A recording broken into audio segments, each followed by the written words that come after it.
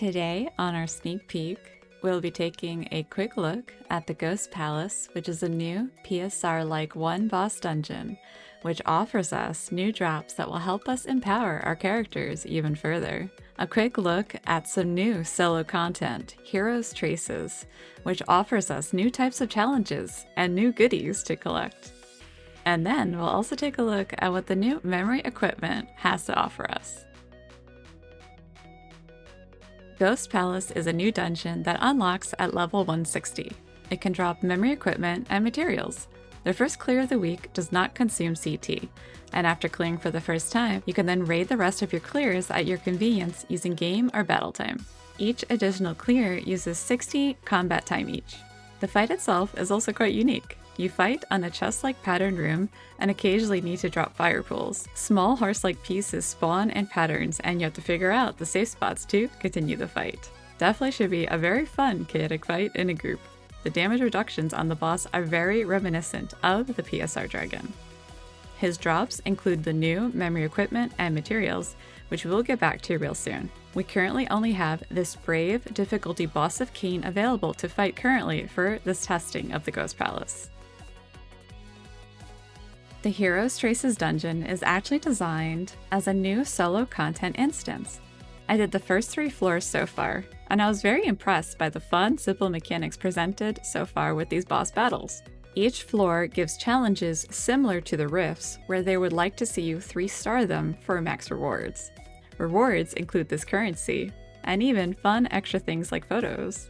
And this dungeon currency opens up this new shop. We got all this really cool unique headwear to collect. And there are also runes, enchantment crystals, zenny, and more one-time buys. What I really like about this is actually the potential that they could add more floors or sections to these especially, or have other themed solo dungeons added for us to challenge ourselves. This 3rd floor boss in particular was really cool. The NPC Alinea was even on my back. I might set up a stream to do the rest of these honestly, I really like these a lot. And now let's check out the new memory equipment.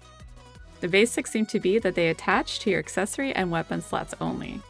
They can be leveled up to level 30, and at level 10, 20, and 30, they randomly roll a line from the pool here. But, unlike other RNG systems in the game, they do have a different crystal type available that you can use to actually pick and choose which line you want. Of course, depending on the line, it will affect the amount of crystals needed to reroll it. But this is actually really great, because if you're swapping from maybe a magic to a physical build, it means you don't have to completely start from scratch. There are also options to auto-smelt the green and blue types of memory equipment, which is probably the right move, considering you would mainly want to level up only the purple ones. If you do want to level up something and want to break it down, it seems to refund only 80% of it back. So it's also another reason to probably just work on the best type available. But memory equipment also seems like a pretty simple way to add more stats for newer players to work on in the mid to end game at 160 plus alongside the Ghost Palace unlock. How do you feel about these new dungeons and new content? I'm actually most excited about the solo content myself, and I can't wait to check out the rest of it honestly. I hope you enjoyed this preview.